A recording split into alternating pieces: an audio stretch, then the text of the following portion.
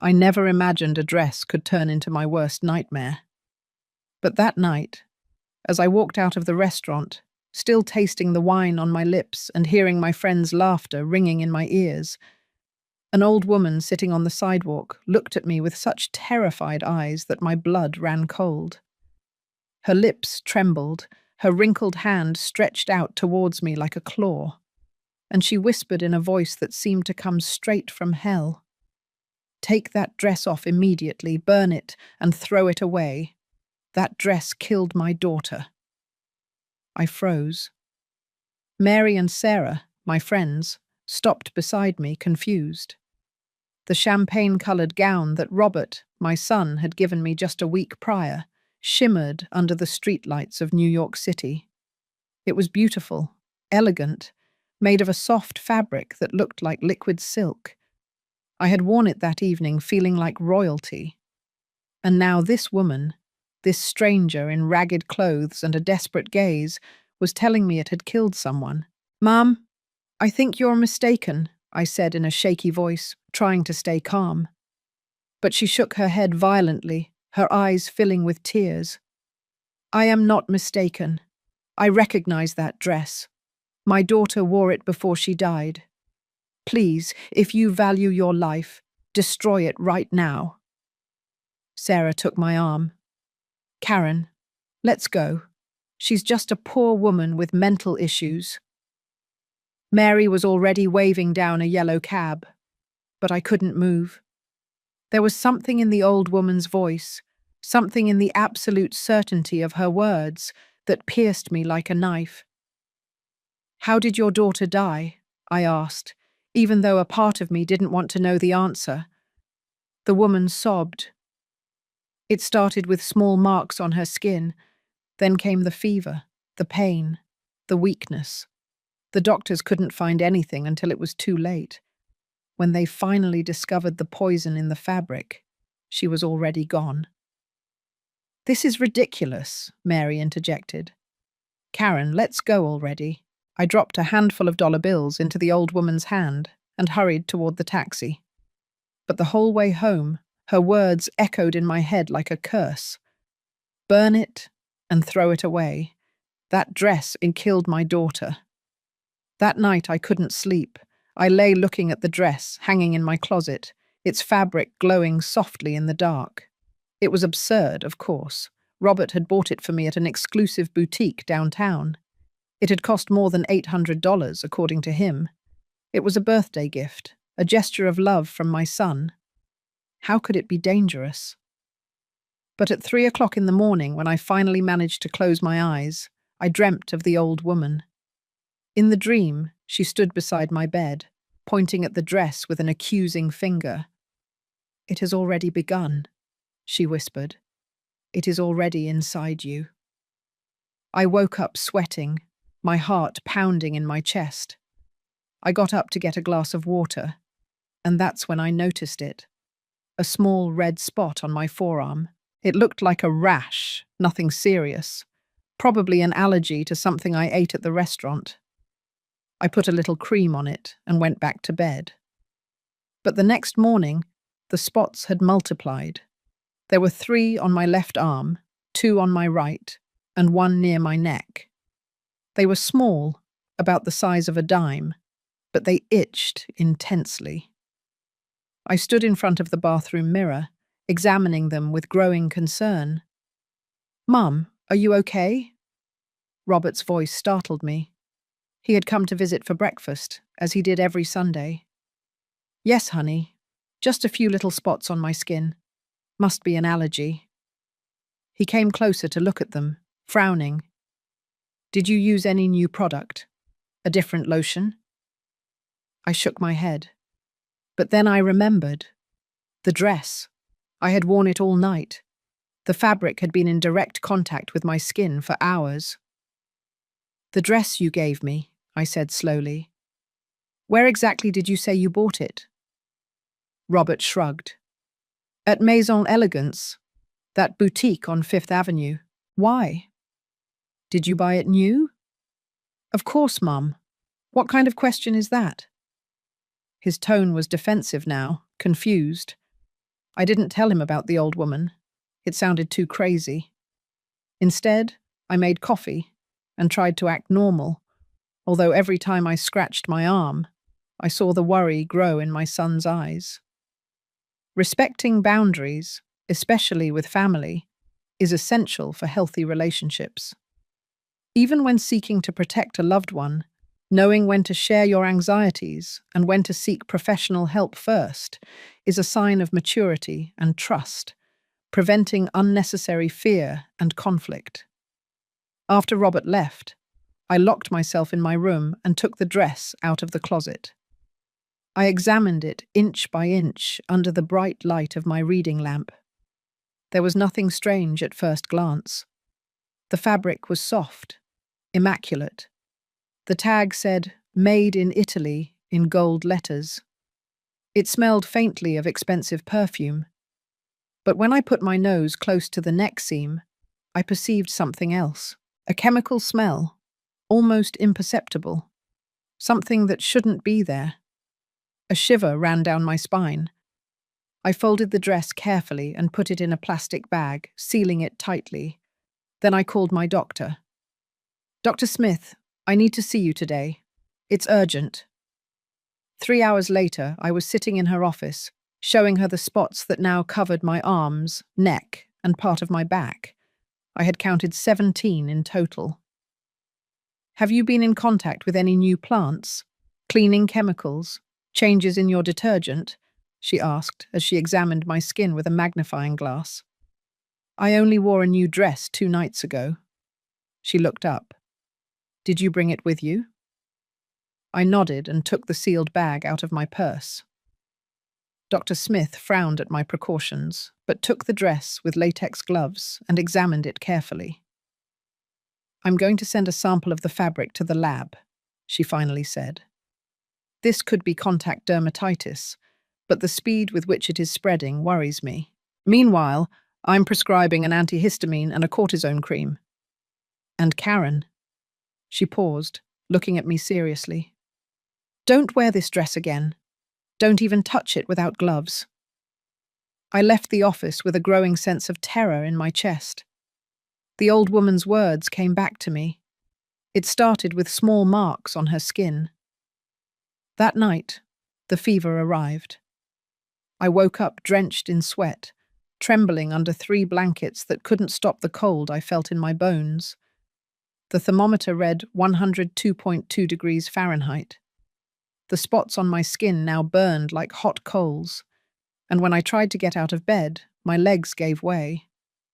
I had to crawl to the phone to call Robert. "Mom, I'm on my way right now," he said in an alarmed voice when he heard my ragged breathing. 20 minutes later, I was in the emergency room. Doctors surrounded me, taking blood samples, asking questions I could barely answer between shivers. Robert was by my side, pale, holding my hand so tightly it hurt. "Ms. Parker, we need to know if you've been exposed to any toxic substances recently," asked the attending doctor, a young man with a serious expression. "The dress," I murmured. "I sent a sample to the lab 2 days ago." The doctor nodded and left quickly. Robert looked at me with eyes full of guilt and confusion. "Mom, I don't understand. I just wanted to get you something nice. I swear I bought it at a respectable store."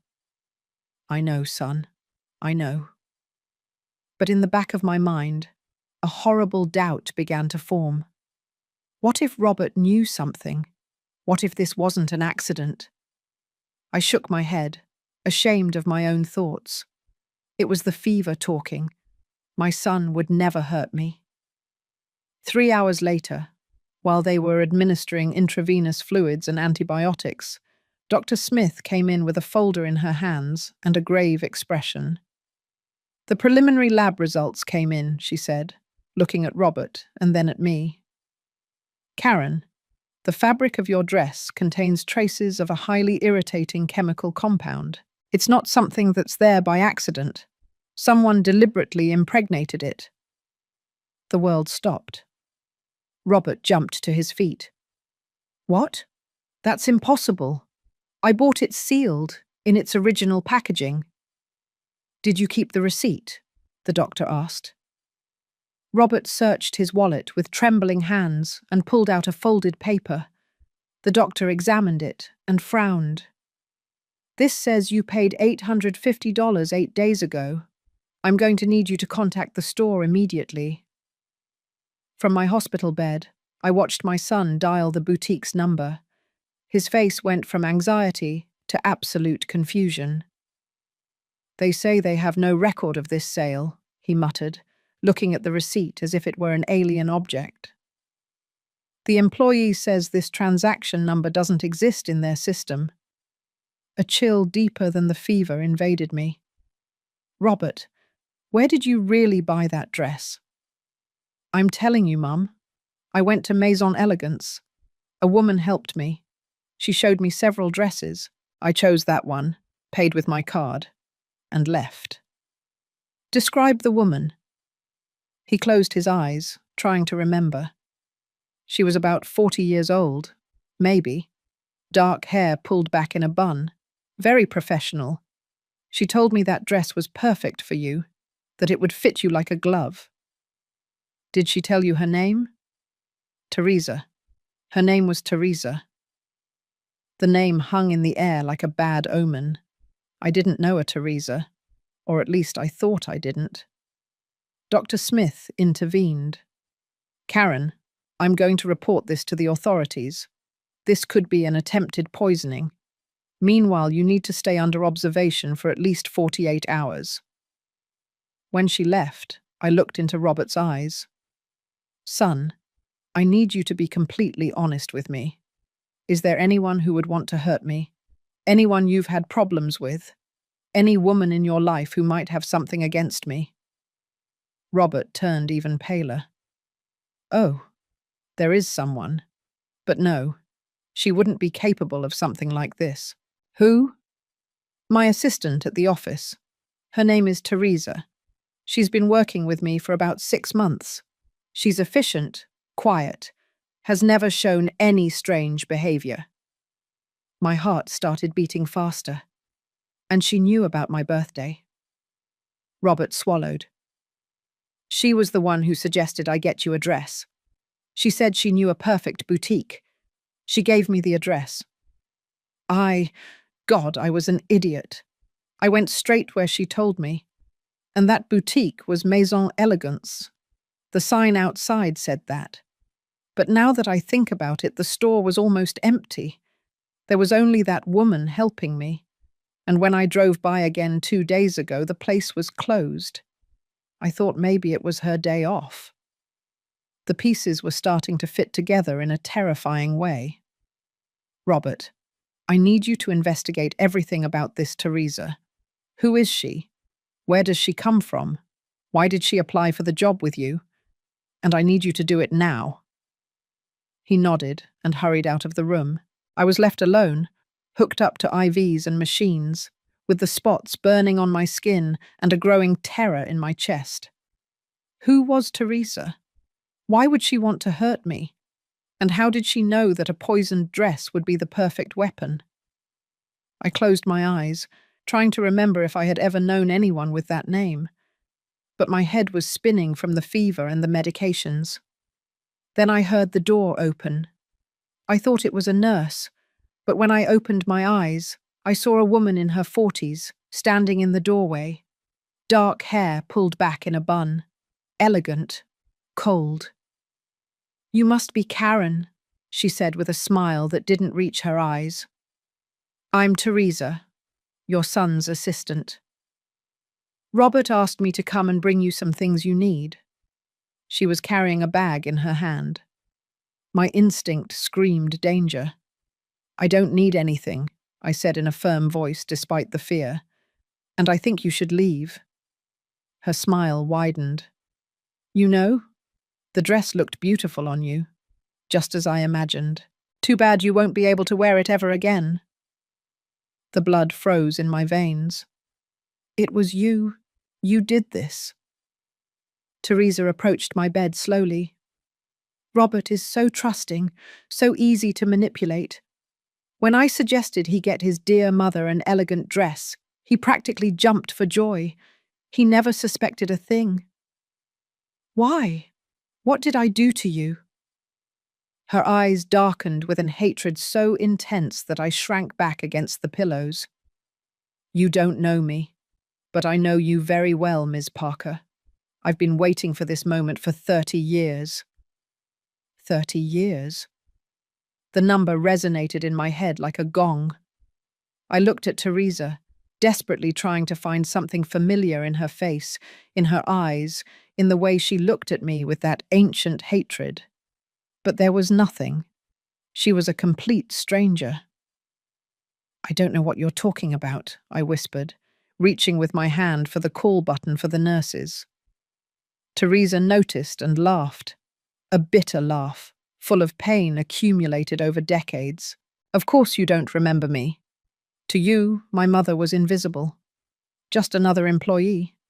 Someone you could discard when it was convenient for you. My mind raced back in time. 30 years ago, I was 41 years old. Robert was just a boy. My husband was still alive. We had had housekeepers.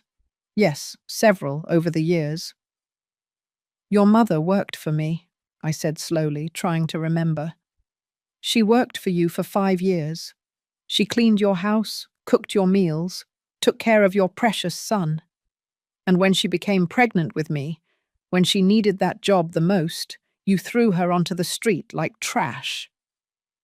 A blurry memory began to form. A young woman with delicate features who one day arrived with a uniform tighter than usual. I had noticed her growing belly. My husband had insisted we fire her. We can't have a pregnant employee, he had said. She won't be able to work properly, she'll be a problem. And I had agreed, without questioning it, without thinking about the consequences for her. My God, I murmured. Your mother. What was her name? Helen. Her name was Helen. And after you fired her, with no references, no compensation, she had to beg to survive. She had me alone, in a homeless women's shelter. We spent years in misery while you lived in your beautiful house with your perfect family.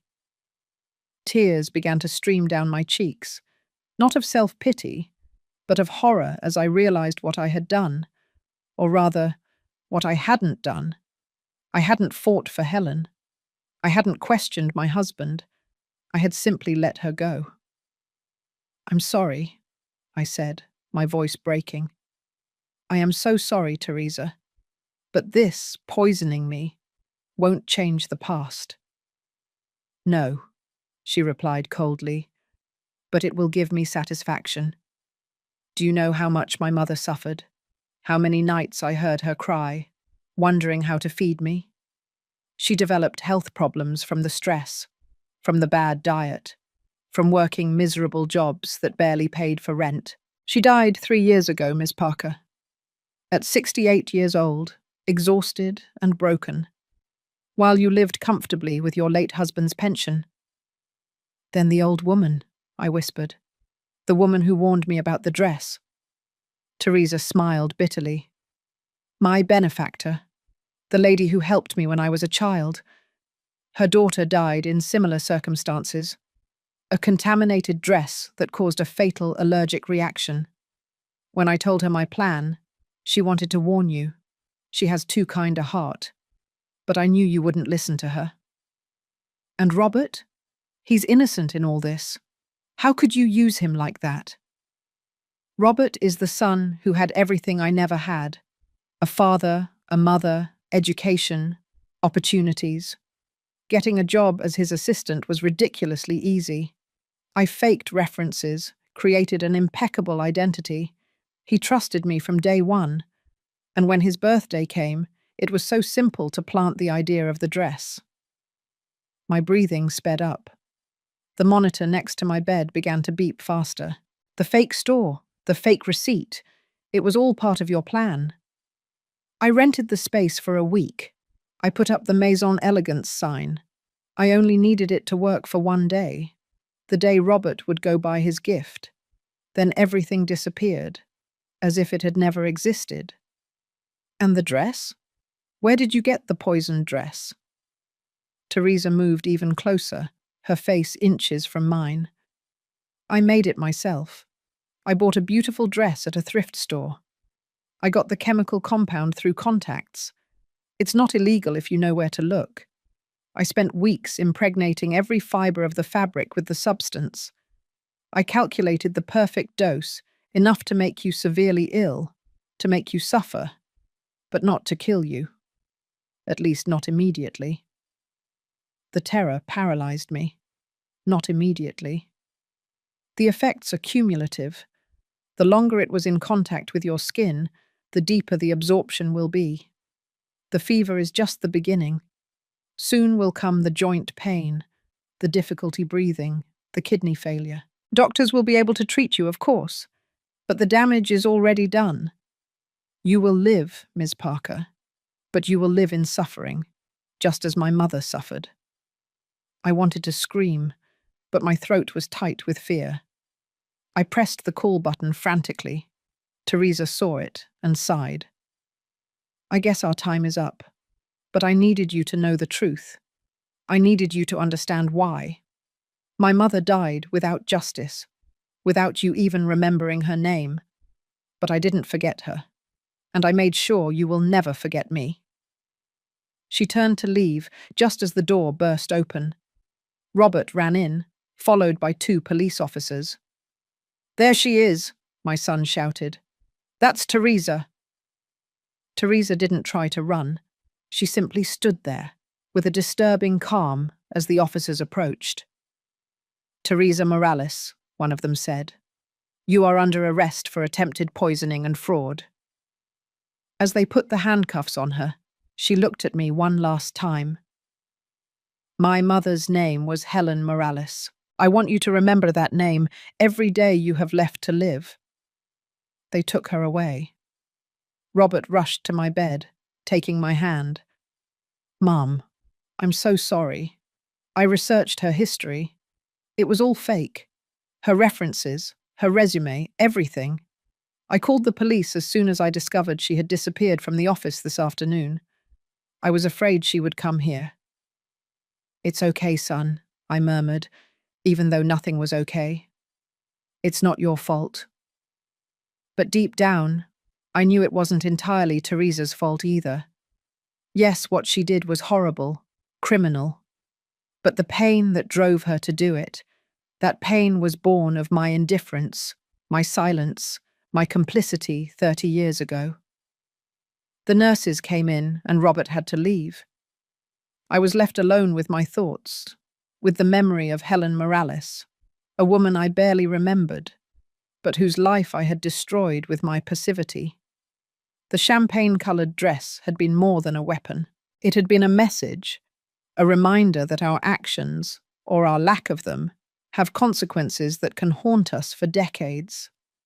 And while the spots on my skin continued to burn, I wondered if I could ever forgive myself. The next 3 days in the hospital were a torture. Not just because of the physical pain that ran through my body like liquid fire, but because of the weight of the guilt that crushed my chest with every breath.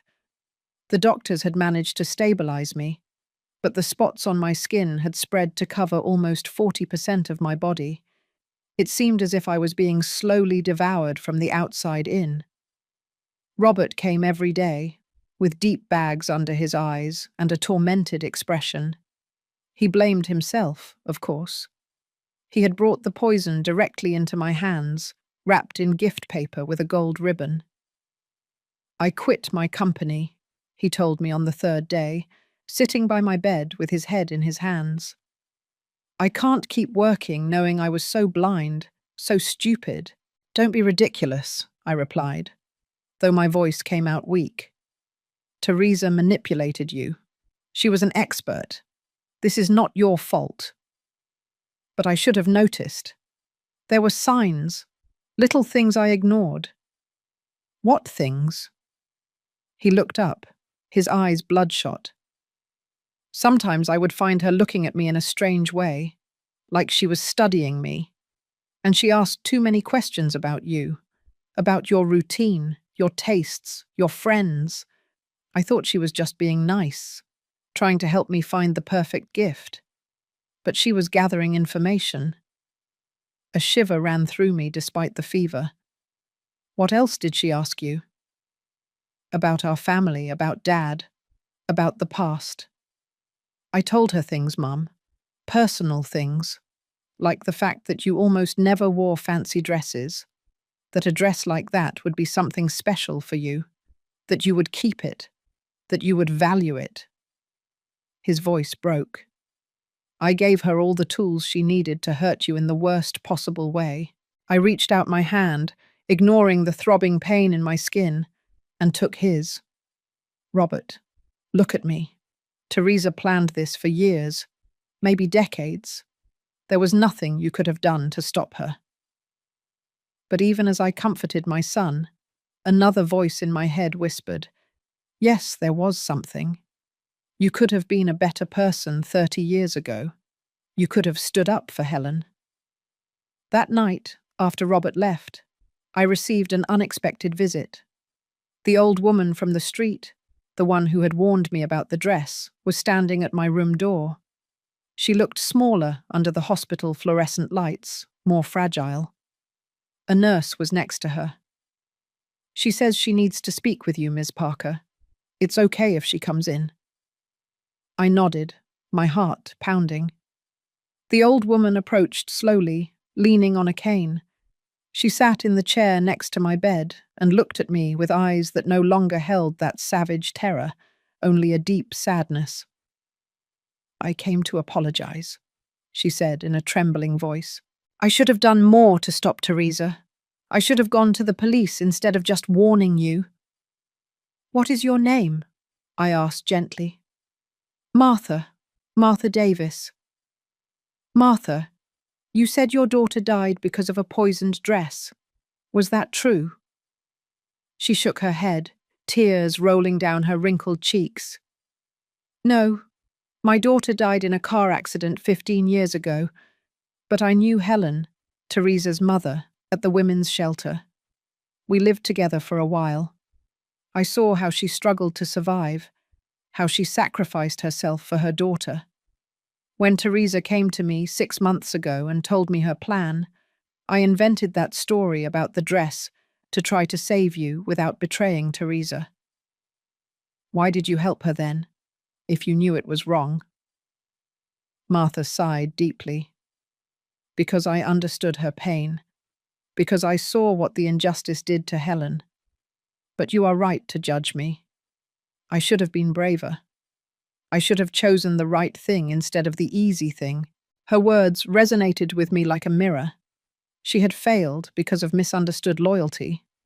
I had failed because of convenient indifference. We had both allowed the harm to spread. Martha, do you know where Helen is buried? She blinked, surprised by the question. In the municipal cemetery, Section D, grave number 234. She doesn't have a headstone, just a simple plaque with her name. Thank you, I whispered. And Martha, I don't blame you. You did what you could. After she left, I called a nurse and asked for paper and a pen. With trembling hands, I began to write. I needed to document everything, every detail I remembered about Helen Morales. Her face, her working hands, the way she hummed while she cleaned. The small details I had ignored for 5 years. I wrote about the day I noticed her pregnancy, about the conversation with my husband, about the decision to fire her. I wrote about my complicit silence, my lack of empathy, my selfish convenience. It wasn't a legal confession. It was something more personal. A recognition of guilt that I needed to externalize before it consumed me from the inside. Speaking the truth, especially when it implicates you in a mistake, is an act of immense moral courage. It's not about finding immediate forgiveness, but about taking responsibility, which is the only real path to personal healing and integrity. Your honesty can inspire others to face their own difficult truths. On the fourth day, the full lab results arrived. Dr. Smith came in with an expression that mixed relief and worry. "We have good news and bad news," she said, sitting on the edge of my bed. "The good news is that we identified exactly what chemical compound was used. It's a plant-derived irritant substance combined with a skin absorption enhancer. It is not lethal in the doses you received, and with the proper treatment, your body will eliminate it completely. And the bad news: the damage to your skin will be permanent in some areas. The spots will eventually disappear, but you will have scars. And your immune system will be compromised for at least 6 months. You will be more susceptible to infections, allergies. You'll have to be extremely careful." I nodded slowly. It was better than I had feared, but worse than I had hoped. I would live, yes, but I would carry the marks of this forever. "There's something else," the doctor continued. "Detective Johnson wants to speak with you. She's building the case against Teresa Morales. Your testimony will be crucial." The detective arrived that same afternoon. She was a woman in her 50s, with grey hair pulled back in a ponytail and sharp eyes that seemed to see through lies. "Ms. Parker, I need you to tell me everything from the beginning, every detail, no matter how insignificant it seems." I told her everything. Robert's gift, dinner with my friends, Martha's warning, the symptoms, the confrontation with Teresa in the hospital. And finally, with a broken voice, I told her about Helen Morales. The detective took notes meticulously. When I finished, she looked at me with an expression I couldn't decipher.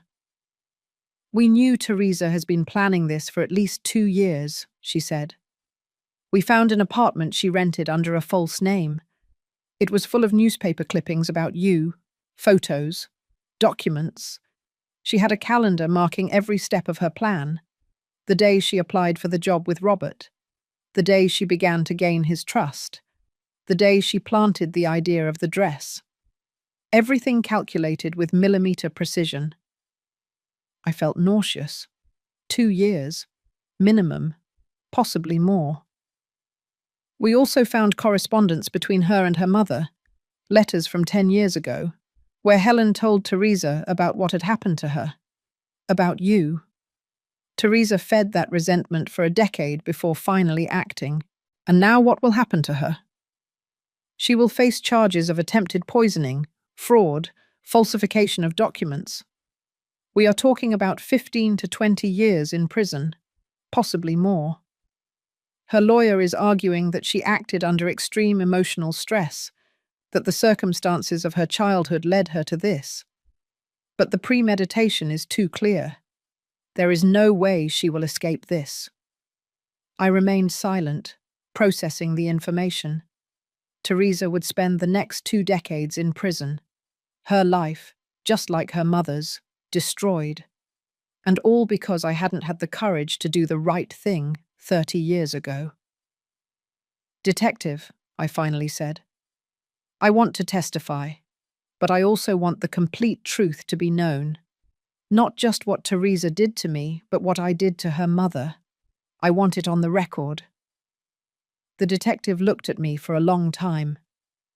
"That could complicate the case. Her lawyer will use it to reduce the sentence." "I don't care. The truth is the truth."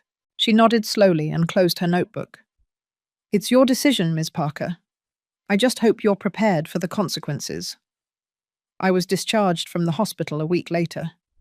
I left with bags full of medications, strict medical instructions, and a body that no longer felt like mine. The spots had started to fade slightly, but the scars the doctor had mentioned were already visible. Irregular lines of discolored skin that snaked across my arms like maps of my own guilt. Robert insisted that I stay with him during my recovery, but I declined the offer. I needed to be alone. I needed to think. The first thing I did when I got home was go to the closet and take out all my old belongings. Boxes I hadn't opened in years. Yellowed photo albums. old documents. I searched for any evidence of Helen Morales. Pay stubs, references, anything that proved she had existed, that she had worked for me, that she had been a real person with a real life that I had helped destroy. I found 3 things. A pay stub dated 31 years ago, with her name handwritten. Helen Morales, $200 monthly. A blurry photograph of a Christmas party where she appeared in the background, holding a tray of appetizers. And a letter of recommendation I never got around to writing, just a draft that my husband had forbidden me to complete. "Don't give her references," he had said. "If we're firing her for a reason, we're not going to help her get another job. Be reasonable, Karen." And I had been reasonable. I had put the draft in a drawer and forgotten it. That letter could have gotten her a new job. It could have changed the course of her life. But I chose comfort over compassion. I sat on the floor of my room, surrounded by these relics of my indifference, and cried. Not for myself, not for the poison in my veins or the scars on my skin. I cried for Helen, for Teresa, for all the times I had the opportunity to do the right thing and chose not to. The next day, I took a taxi to the municipal cemetery. The driver looked at me strangely when I gave him the address. Municipal cemeteries are not places where people like me, people with money and connections, usually go. They are for the poor, the forgotten, the ones who die unclaimed. Section D was in the furthest part, where the graves were so close together there was barely room to walk between them. Grave number 234 had no flowers, no recent visitors, only a rusty metal plaque hammered into the earth with her name engraved, Helen Morales, 1957-20-22. I knelt in front of the grave, ignoring the pain that shot through my knees. I had brought flowers, white lilies, the most beautiful I could find. I placed them carefully on the dry earth. "Helen," I whispered, "I don't know if you can hear me. I don't know if it matters after all this time, but I need to tell you I'm sorry. I'm sorry I didn't fight for you. I'm sorry I was so cowardly, so selfish. I let my husband make the decision because it was easier, because your suffering wasn't my problem." The words came out now, a torrent of confession I had been holding in for weeks. Your daughter poisoned me, and part of me understands why. I don't justify what she did, but I understand the pain that led her to do it, a pain that I helped create. The wind blew softly, moving the leaves of the nearby trees. I stayed there for almost an hour, talking to a dead woman who would probably never forgive me. But I wasn't looking for forgiveness. I was looking for something harder. The truth. When I finally stood up to leave, I noticed something. A few feet away, partially hidden behind a tree, was Martha, the old woman who had warned me about the dress. We looked at each other across the distance. She nodded slowly, and then walked away without saying a word. The following days turned into weeks. My body was healing slowly, but my mind was in a constant state of turmoil. I had hired a lawyer, not to defend me, but to ensure that my testimony in Teresa's trial would be complete and honest. I wanted the jury to know exactly what had happened, from the beginning. Ms. Parker, my lawyer, a man named August, with a voice of perpetual concern, told me, "If you testify about your role in Helen Morales' firing, Teresa's lawyer will use that to argue extreme provocation. It could reduce her sentence significantly. Are you sure you want to do this?" "Completely sure." "And do you understand that this could also open the door to a civil lawsuit? Teresa could sue you for the damages her mother suffered." "Let her. She has the right." August looked at me as if I had lost my mind. Perhaps I had, but for the first time in 30 years, I felt like I was doing something right. Robert came to visit me that evening. He had lost weight. with dark circles that wouldn't disappear no matter how much he slept. He sat in my living room, looking at the old photographs I had left on the table. The photo of Helen at the Christmas party. Is that her? He asked in a barely audible voice. Yes. He took the photograph with trembling hands. She looks like Teresa. The same eyes, the same jawline. I know. Mum, I've been thinking about what happened, about what you did, or rather what you didn't do, and I still don't understand it. You were always good to me. You were always there. How could you be so different with her? It was the question that had been tormenting me. Because it was easy, I finally answered. Because she was just an employee, someone whose life didn't really intersect with mine. I didn't see her as a complete person, with dreams and fears and needs. I saw her as part of the furniture. And when she became an inconvenience, I eliminated her. Your father made the suggestion, but I carried it out. I signed her last check. I closed the door when she left. Robert closed his eyes. Did you ever think about her afterwards? About what became of her? No, not once, until Teresa appeared. The silence that followed was dense, suffocating. Finally, Robert spoke again. I've been going to therapy. The therapist says I need to process the guilt, understand that I was a victim of manipulation. But I find it hard to believe. Because if I had been more observant, if I had asked more questions, maybe none of this would have happened. Robert listened to me. Teresa would have found another way. Her plan was too elaborate, too well thought out. If it hadn't been through you, it would have been another way. But she used me. She made me the weapon, and I created the motive 30 years ago. We all played a part in this tragedy. He stood up and walked toward the window, looking at the dark street. What's going to happen now? After the trial? After all this? I don't know, I admitted. But I'm going to testify. I'm going to tell the whole truth. And after I'll have to live with the consequences. What if Teresa goes free? What if the jury decides she was justified? Then I'll have to accept it. Robert turned to look at me, his eyes shining. I don't know if I can be that noble. Mum, part of me still wants her to pay for what she did to you, for using me, for almost killing you. And she will pay, but not in the way you might have expected.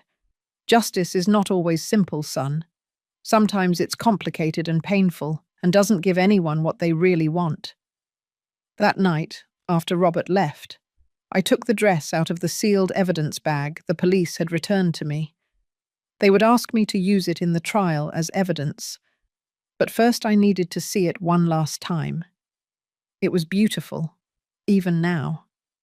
The champagne colour glowed softly under my lamplight.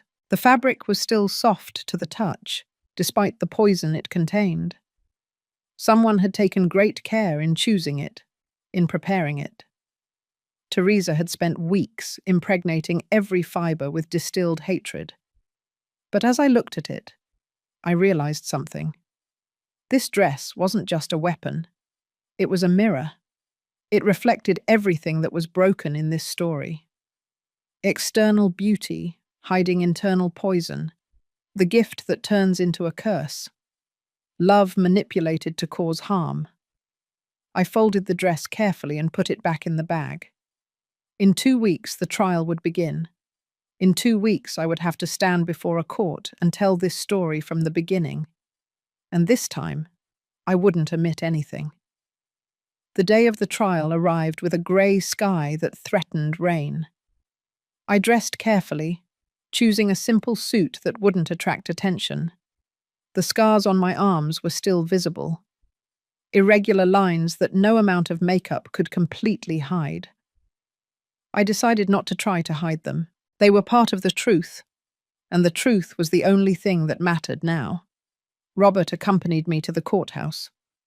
He was pale, his hands clenched into fists in his pockets. We hadn't talked much during the drive. What was there to say?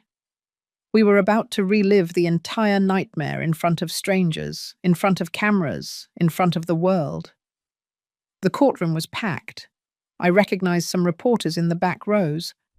This case had captured public attention. Woman poisons employer for 30-year vengeance was the kind of headline that sold papers, but none of them knew the complete story. Yet. Teresa was sitting at the defense table, dressed in a conservative grey suit that made her look smaller, more vulnerable. Her lawyer, a man named Henry with silver hair and a calculating expression, was leaning toward her, whispering something in her ear. When our eyes met, I saw something in hers. It wasn't regret. It was determination. The trial began with the usual proceedings. The prosecutor, a woman named Patricia Wells with a firm voice and precise mannerisms, presented the case.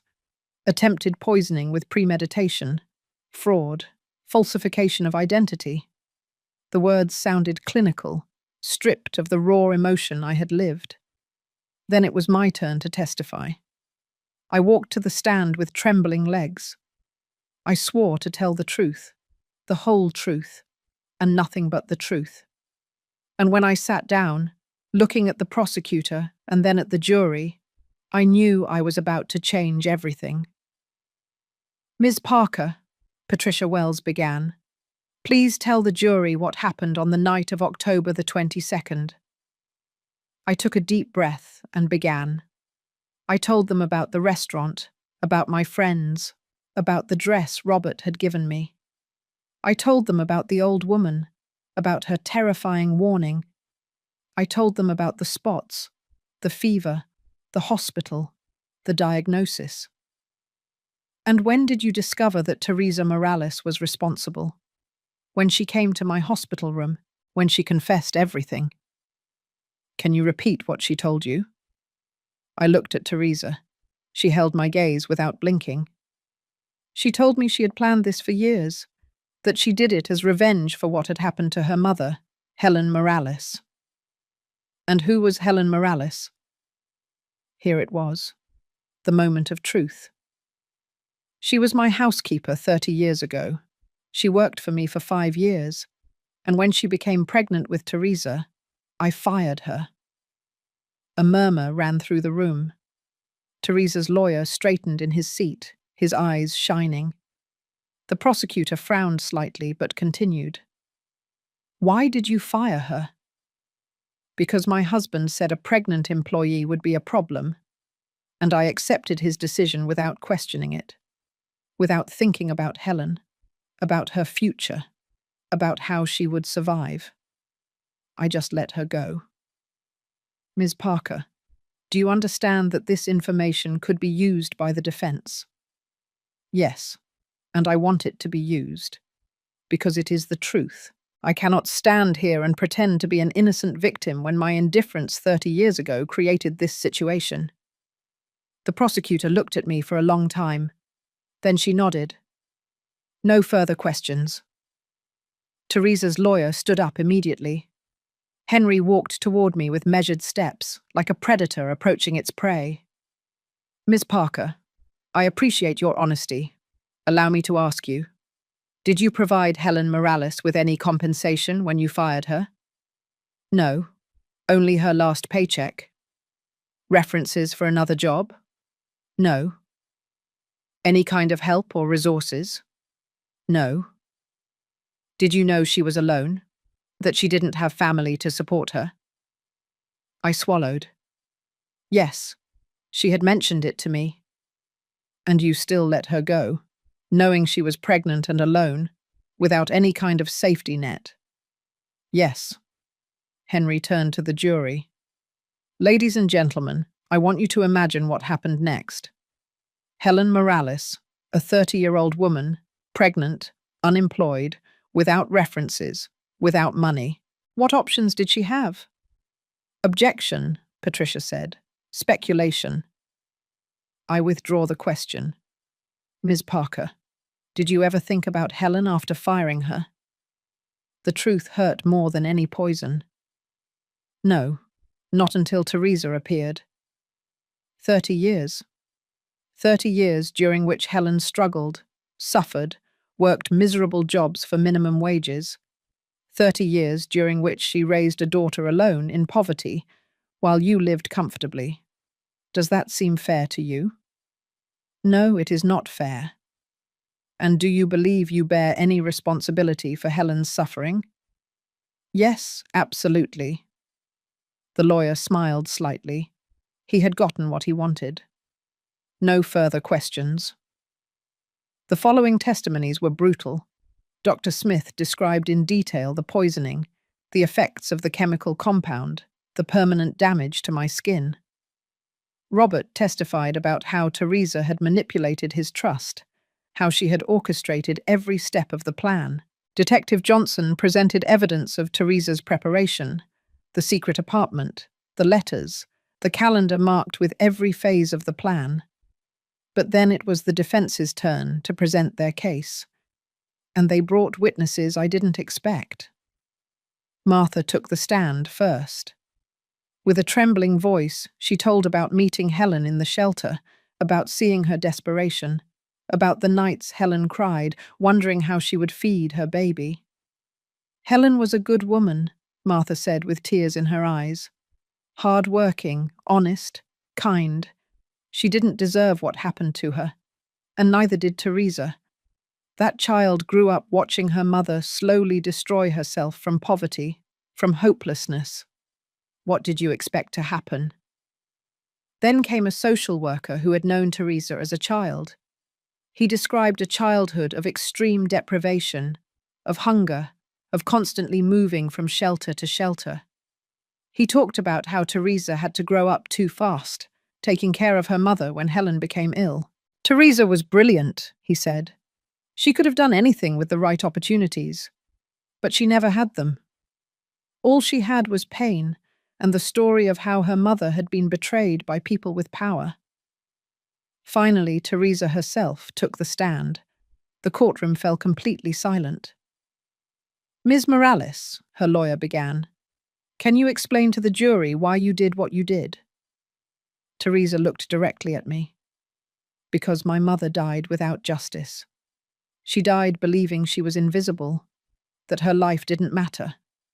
I wanted Ms. Parker to know that actions have consequences, that you can't destroy someone's life and just move on as if nothing happened. Did you plan to kill Miss Parker? No. I wanted her to suffer, yes. I wanted her to feel a fraction of the pain my mother felt for 30 years, but I didn't want to kill her. I calculated the doses carefully to ensure that. Do you regret what you did? Teresa paused for a long time. I regret involving Robert. He had nothing to do with this. It was cruel of me to use him. But as for Ms. Parker, her voice hardened. I can't regret making her feel what it's like when someone with power decides your life is worthless. The prosecutor rose for cross-examination. Ms. Morales, do you understand that what you did is a serious crime? Yes. Do you understand that you could go to prison for 20 years? Yes. And yet you did it. You spent years planning this, knowing the consequences. Yes, because some things are more important than my freedom, like honoring my mother's memory, like making sure her story didn't die with her. Patricia Wells shook her head. But this doesn't honor your mother. This makes you the same as her, someone who uses pain to justify hurting others. Teresa paled. Her hands gripped the edge of the stand. My mother never hurt anyone. Exactly. Your mother was better than this. And I think she would have been devastated to see what her daughter became. It was a brutal blow. Teresa bowed her head, tears rolling down her cheeks. For the first time since the trial began, I saw her not as the cold, calculating woman who had poisoned my dress, but as a broken child who never had a chance to heal. The closing arguments came 3 days later. The courtroom was even more crowded than before. The story had captured the public imagination in a way no one had anticipated. It wasn't just a poisoning case. It was a story about class, justice, revenge, and the invisible consequences of our daily actions. Patricia Wells, the prosecutor, was the first to speak. She stood before the jury with a firm posture and a clear voice. Ladies and gentlemen of the jury, during this trial you have heard a tragic story, the story of Helen Morales, a woman who suffered terrible injustices. The story of Teresa Morales, a child who grew up in extreme poverty. And the story of Karen, who admits her role in creating these circumstances. She paused, letting her words resonate. But this case is not about what happened 30 years ago. This case is about what Teresa Morales chose to do in response to that suffering. She decided, with premeditation and malice, to poison a 71-year-old woman. She spent 2 years planning every detail. She falsified documents. She manipulated an innocent son. She created a false identity. She rented an entire commercial space just to perpetuate her deception. She walked slowly in front of the jury, making eye contact with each member. Teresa Morales did not act in a moment of passion. She did not act on impulse. This was a cold, calculated, meticulous plan. She herself admitted it. She knew exactly what she was doing and chose to do it anyway.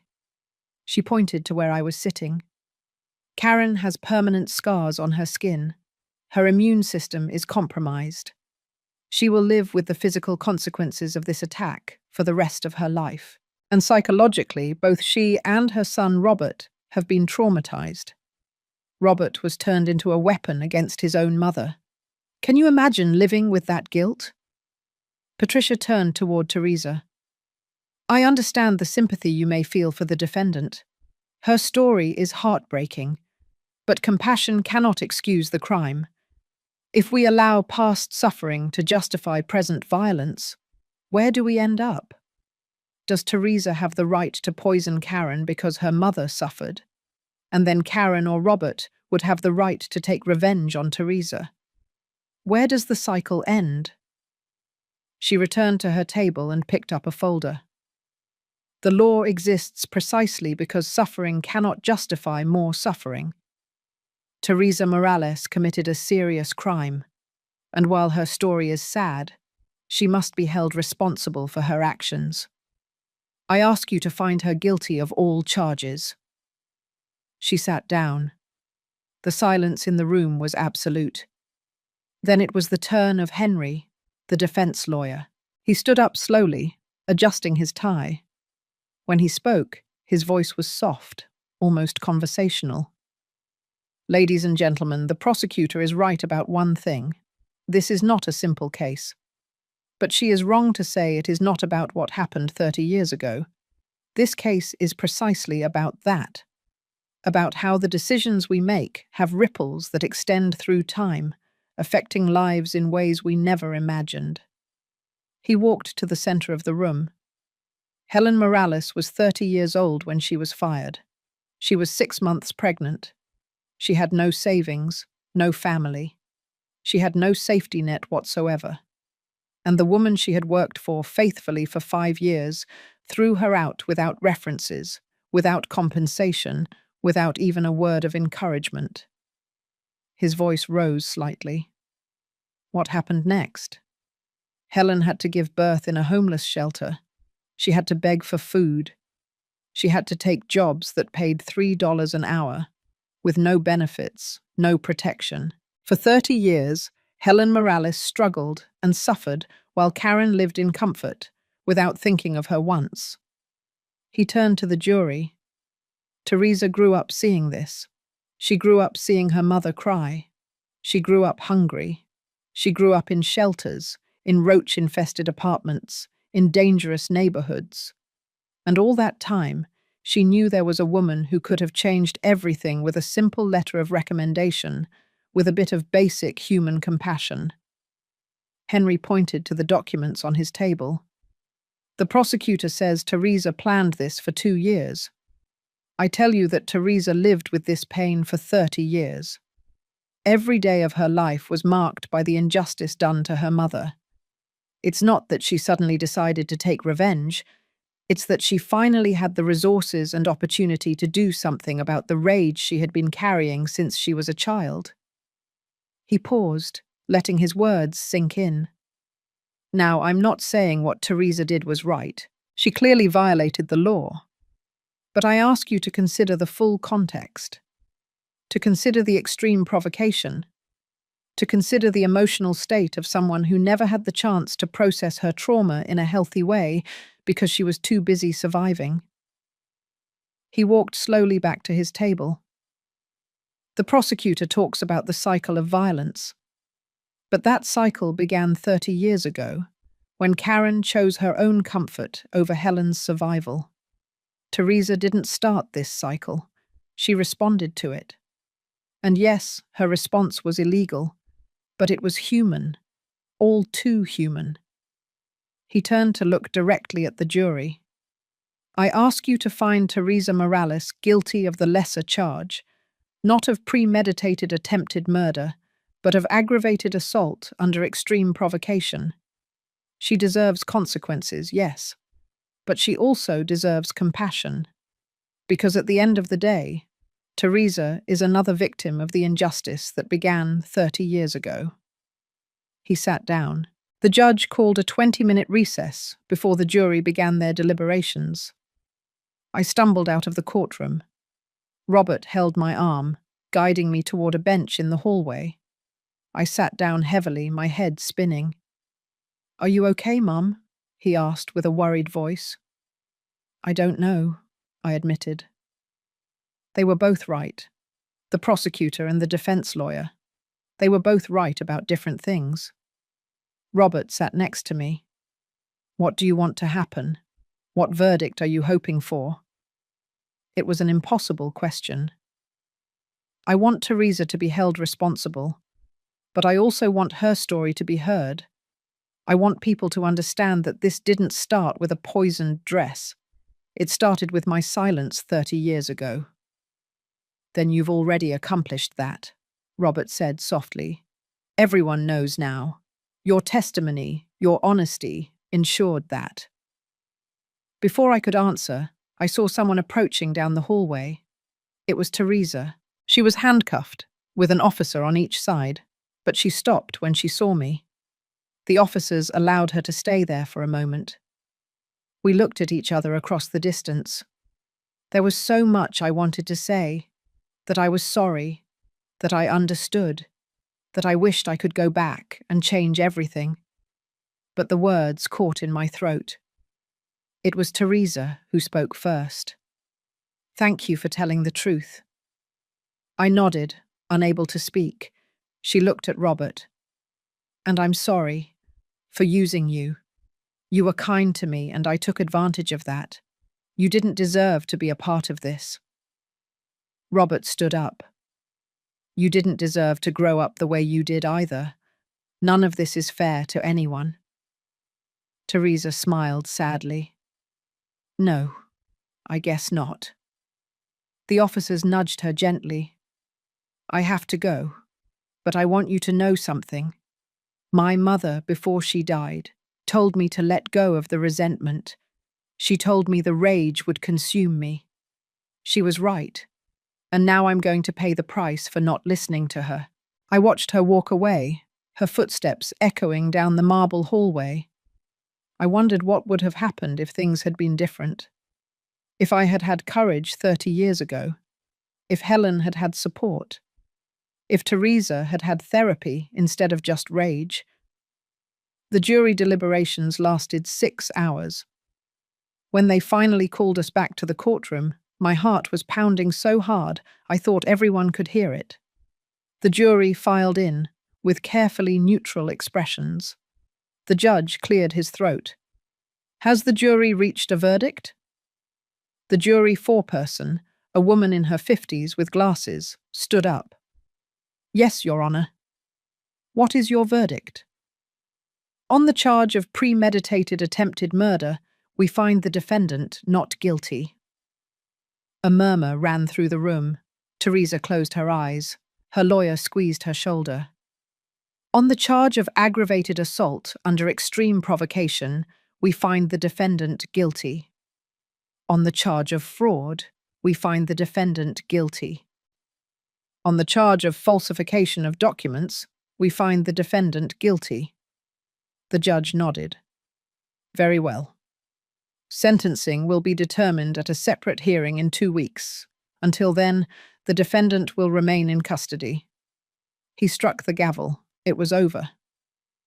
But as I left the courthouse that night, I knew this was far from over. The verdict was only one part of the story.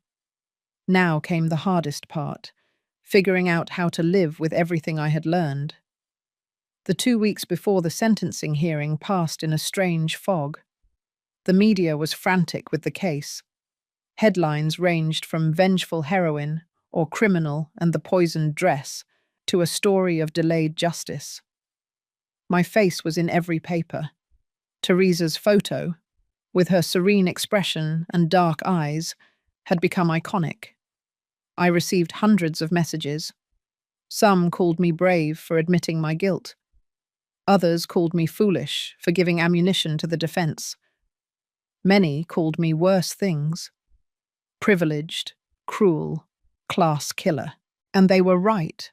Every word hurt, because every word was true. But I also received messages of a different kind. Women who had worked as housekeepers shared their own stories of abuse, unfair firings, mistreatment. Men and women who had grown up in poverty wrote to me about the weight of intergenerational rage. Some thanked me for my honesty. Others cursed me for not having it 30 years earlier. Robert stopped reading the comments after the first week. "It's not healthy, Mum," he told me. "They're destroying you for something that happened decades ago." "No," I replied. "They are holding me accountable. There is a difference." He didn't understand. Not completely, but I didn't expect him to. Robert had grown up with privileges I had given him, in a world I had built on the backs of people like Helen. It wasn't his fault. But I also couldn't expect him to see things the way I now saw them. One night, 5 days before the sentencing hearing, I received an unexpected call. The number was unlisted. I almost didn't answer, but something made me pick up the phone. "Miss Parker?" The voice was shaky, old. "Yes, who is this?" "It's Martha, the woman from the cemetery, the one who testified at the trial." My heart raced. "Martha, how did you get my number?" "It doesn't matter. I need to see you. There's something you have to know before the sentencing. Something about Helen that Teresa doesn't know." "What thing?" "I can't say it over the phone. Please, can you meet me tomorrow? At the cemetery next to Helen's grave. At noon." Something in her voice told me this was important. "I'll be there." The next day I took a taxi to the municipal cemetery. The sky was cloudy, threatening rain again. I found Martha sitting on a bench near Helen's grave with a manila envelope on her lap. "Thank you for coming," she said when I sat down next to her. She looked more fragile than the last time I had seen her, as if the weight of what she was carrying was consuming her. "You said there's something I need to know." Martha nodded slowly. "After the trial, I couldn't sleep. I kept thinking about Helen, about Teresa, about this whole mess. And I realized there was something I had never told Teresa, something Helen made me promise to keep a secret." She handed me the envelope. "Helen wrote this 3 days before she died. She gave it to me and made me swear to only open it if Teresa ever tried to take revenge on you. I thought she was being paranoid, that Teresa would never do such a thing, but Helen knew her daughter better than I thought." I opened the envelope with trembling hands. Inside were several handwritten pages in a shaky but legible script. It was a letter. It began, "To Teresa, My beloved daughter. I read in silence, tears rolling down my cheeks as the words were revealed. My dear Teresa, if you are reading this, it means you have done something I fear. It means you let the rage consume you in a way I never wanted. And you need to know the complete truth about what happened so many years ago. It is true that Karen fired me when I was pregnant with you. It is true that it was cruel and unfair. But there is something else I never told you because I was ashamed. It wasn't just Karen who made that decision. I also played a part. You see, I was having an affair with her husband, the man of the house. It lasted 6 months. I knew it was wrong. I knew I was betraying Karen, betraying myself.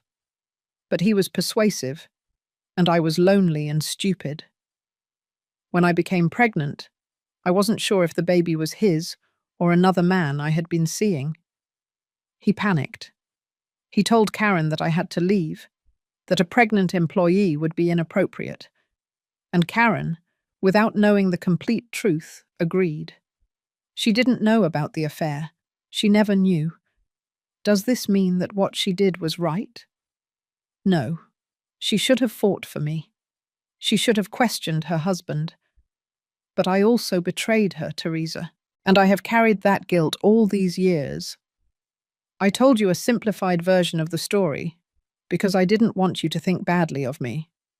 I told you I was fired without reason because it was easier than admitting my own role in my downfall.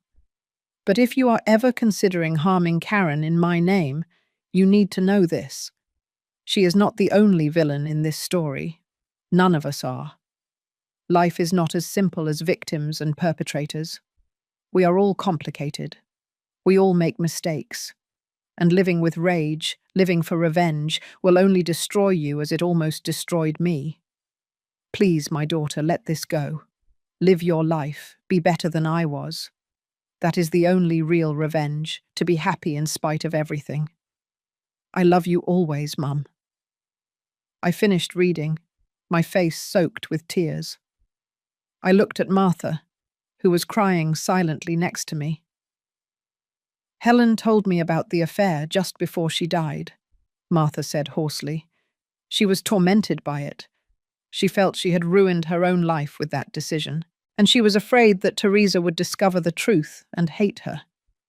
Teresa knows nothing of this. Nothing. Helen died taking that secret with her. But now? Martha looked at me with pleading eyes. What do we do with this information? I remained silent for a long time, looking at Helen's grave. The woman who had been more complicated than anyone had imagined. The woman who, like all of us, had been simultaneously a victim and an agent of her own destiny. I have to give it to Teresa, I finally said. Before the sentencing. She deserves to know the truth about her mother. What if that destroys her? What if it makes all her suffering, all her plan, seem based on a lie? Then she'll have to deal with it, just as I had to deal with the truth about myself. We all deserve to know the whole story, no matter how much it hurts. Martha nodded slowly. How will you give it to her? I'll talk to her lawyer. I'll request a meeting before the sentencing hearing. Kindness and patience are never wasted, even when directed at those who have hurt us. True strength lies not in seeking retribution, but in offering understanding and the opportunity for closure. This approach can stop cycles of pain and allow for genuine emotional progress. 2 days later, I was in a sterile conference room at the county jail. Teresa was sitting across from me, with Henry, her lawyer, at her side. She looked at me with a mixture of confusion and caution. Why did you ask to see me? She asked. I slid the letter across the table. Your mother wrote this before she died. Martha gave it to me. I think you need to read it. Teresa took the letter with hands that trembled slightly. I watched her face as she read, seeing it move from confusion to disbelief, then to pure pain. No, she whispered when she finished. This can't be real. It is. Martha confirmed it. Your mother told her before she died. Teresa dropped the letter onto the table as if it burned. My mother had an affair with your husband. All this time, I thought you were the devil incarnate. I thought you had ruined her life out of pure cruelty. But she also played a role in this. Yes, I said softly. But that doesn't absolve me. Your mother made a mistake. Yes. But I still had the choice to show compassion, and I didn't. Both things can be true at the same time. Teresa closed her eyes. Tears rolled down her cheeks. I spent my whole life hating you, planning this, sacrificing everything to avenge a woman who wasn't who I thought she was. Your mother was human, I replied. She made mistakes, but she also loved you, and she clearly regretted what she did. She wanted you to be free, Teresa. She didn't want you to carry her pain. But I did, and now I'm going to prison for it. Henry intervened. We can use this in the sentencing hearing. We can argue that your revenge was based on incomplete information, that your mother would not have wanted this. Teresa shook her head slowly. No, I won't destroy my mother's memory to reduce my sentence. She suffered enough already. I won't expose her secrets to the whole world. Teresa, Henry said urgently, this could be the difference between 5 years and 15. I don't care. Her voice was firm now. My mother gave me this letter as a warning, not as an excuse. She wanted me to know that revenge was wrong, and she was right. The sentencing hearing took place in a smaller but equally crowded courtroom. The verdict had been issued, but now the judge had to decide how many years of her life Teresa would spend behind bars. It could be as few as 5 or as many as 20, depending on the factors he considered. I sat in the front row, directly behind the prosecutor's table. Robert was next to me, his hand over mine. I could feel his tension, his need for this to be over once and for all. But I knew that no matter what happened today, it would never truly end. This would follow all of us forever. The judge, a man in his 60s with completely white hair and a severe expression, entered, and we all stood up. When we sat down again, the silence was so dense I could hear my own breathing. We have heard extensive testimony during this trial, the judge began in a grave voice. This is one of the most complex cases I have presided over in my 30 years on the bench.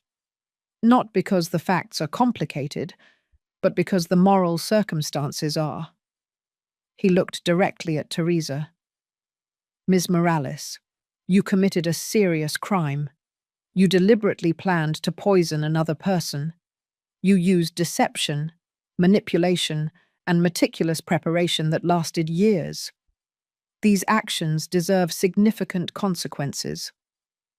Teresa held her head high, not looking away. However, the judge continued, I must also consider the context. The extreme provocation you suffered throughout your life. The injustice your mother experienced. The complete lack of support or resources to process that trauma in a healthy way. He leaned back in his chair. I have read every testimony. I have reviewed every piece of evidence. And I have come to a conclusion that I know will not completely satisfy anyone, but which I believe is fair within the limits of the law. My heart was pounding so hard I thought it would jump out of my chest. Teresa Morales, for the charges of aggravated assault under extreme provocation, fraud, and falsification of documents, I sentence you to 8 years in state prison, with the possibility of parole after 5 years for good behavior. A murmur ran through the room. It wasn't the maximum, but it wasn't the minimum either.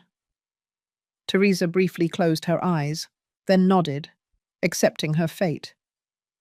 In addition, the judge continued, I order that during your incarceration, you receive intensive psychological therapy to process the trauma of your childhood. And when you are released, you will complete 500 hours of community service, working with women in similar situations to those your mother faced. He turned to me. Ms. Parker, although you were the victim of Miss Morales's crime, your own testimony revealed a prior injustice that contributed directly to these events. I cannot punish you legally for decisions made 30 years ago, but I can and must publicly acknowledge the role you played in creating the conditions for this tragedy. I nodded, feeling the weight of his words. I understand, Your Honor. Therefore, I order that you establish a compensation fund of $100,000 for organizations that support domestic workers and vulnerable employees. This is not a legal fine, but a strong recommendation that I expect you to fulfill. I will do so, I said firmly. Gladly. The judge struck his gavel. Let this be a lesson to all of us. Actions have consequences. Indifference has a cost. And justice, true justice, requires us all to take responsibility for our role in the suffering of others. He struck the gavel once more. Court is adjourned. Officers approached Teresa to escort her, but before they took her away, she turned toward me. Our eyes met across the courtroom. There was no hatred in her eyes now, only weariness, a deep resignation. I stood up and walked toward her. The officers tensed, but did not stop me. I stood in front of Teresa, this woman who had tried to kill me, who had poisoned my dress, who had manipulated my son. I'm sorry, I said simply. For your mother, for you, for everything. Teresa blinked, as if she couldn't believe what she was hearing. I'm sorry too, for using you for my revenge, for not listening to my mother when she warned me to let go of the resentment. What will you do when you get out? She smiled sadly. I guess I'll have 5 years to think about it. But I think my mother was right. The best revenge is to be happy in spite of everything. Maybe I'll finally try that. The officers led her away. I watched her leave, knowing I would probably never see her again. 5 years, maybe 8, and then she would be free to build a life her mother would have wanted for her. Robert hugged me as we left the courthouse. It's over, Mom. It's finally over. But I knew it wasn't true. This would never truly end. I would live with the scars on my skin. Robert would live with the knowledge that he was used as a weapon, and Teresa would live with years of her life lost to a revenge her mother never wanted. 3 months later, I established the fund the judge had recommended. But I didn't stop at $100,000. I put in $500,000. I called it the Helen Morales Fund for Domestic Workers. It would help women facing unfair firings, provide legal resources, and offer job training and emergency financial support. I also visited the municipal cemetery once more. This time, I hired a stonemason to create a proper headstone for Helen. Not just a metal plaque. A beautiful granite stone with her name, her dates, and an inscription. Beloved mother, her struggle will not be forgotten. Martha was there when they installed the headstone. We cried together over the grave of a woman neither of us had known well enough, but who had changed us all. Do you think she would forgive us? I asked. Martha smiled through her tears. I think Helen would understand. She knew better than anyone that we are all human. We all fail. We all cause harm. But we all also have the capacity to try to do better. Robert changed too. He left his old job and began working with non-profit organizations that supported low-income families. He told me he couldn't keep living in the privileged world without at least trying to give back. He couldn't undo the past, but he could try to create a different future. As for me, I wrote a book. Not for money or fame, but because I needed to document this complete story. I needed people to understand that evil doesn't always come with horns and a tail. Sometimes it comes as indifference, as silence, as the decision not to question, not to fight, not to care about someone whose life doesn't intersect directly with yours. I titled the book The Dress. I donated all the profits to the Helen Morales Fund. 5 years after the sentencing, I received a letter. It was from Teresa, writing from prison. Her handwriting was cleaner now, more controlled. "Dear Karen," it began, "I will soon be eligible for parole. My lawyer believes I have a good chance thanks to my participation in therapy and education programs here. I've been thinking a lot about what I'll do when I get out. I've decided to finish my education. I want to become a social worker. I want to help children who grew up like me, who carry rage they don't know how to process. I want to break the cycle that almost destroyed me. I also want you to know that I've been in intensive therapy, as the judge ordered. I've worked through much of the resentment I carried. I've come to understand that my mother was more complicated than I believed. And that you are too. We all are. I'm not asking for your forgiveness. I don't think either of us needs that from the other. But I want you to know that I no longer hate you. I understand now that hatred only hurt myself. When I get out, I'd like to visit you, not to reopen wounds, but to close this chapter properly, so that both of us can finally move on. Would you be willing? With respect, Teresa. I read the letter 3 times. Then I took paper and a pen and began to write my answer. Dear Teresa, I would be honored to see you when you get out. Come to my house, we'll have coffee, and maybe, together, we can find something that looks like peace. Your mother was right about many things. Rage consumes, revenge destroys, but she was also right about something else. We all deserve the chance to be happy in spite of our pain. I look forward to it. Karen. I put the letter in the mail and walked back to my house. The scars on my skin had faded over time, but they were still there if you knew where to look. Silver lines that told a story of poison and consequences, of guilt and irresponsibility. I looked at the dress hanging in my closet, the one the police had finally returned to me after the case was closed. I had kept it, not as a trophy, but as a reminder that our choices matter, that indifference kills, that silence has a price, and a reminder that even from the ashes of poison, something new can grow. Not redemption exactly, not complete forgiveness, but maybe something better. Understanding, accountability, and the willingness to do better, day after day, for the rest of our lives. I closed the closet door and looked out the window. The sun was rising, painting the sky pink and gold. A new day, a new chance to choose compassion over indifference, to choose action over silence. The dress had been my awakening. Painful, terrible, but necessary. And now, finally, I was awake. This story is a stark reminder that the deepest wounds we inflict are often not through malice, but through the casual cruelty of indifference. It teaches us that privilege comes with an invisible, profound responsibility to acknowledge the humanity and struggles of everyone, especially those whose lives intersect with ours through service.